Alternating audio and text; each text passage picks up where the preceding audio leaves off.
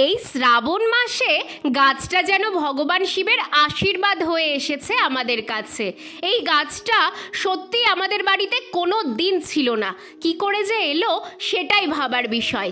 জানো, আজকে সকালে ছাদে এসে দেখছি কত রং বেরঙের পুর্তলিকা ফুটেছে, দেখেই চোখ জুড়িয়ে যাচ্ছিল।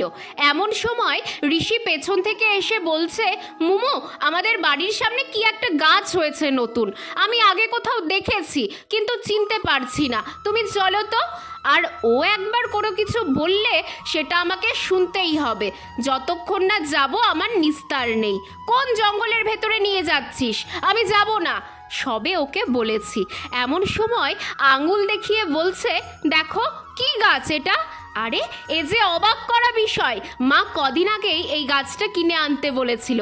ধুতরা ফুল গাছ, কি সুন্দর হয়েছে গাছটা, তাও আবার এই শ্রাবণ মাসে।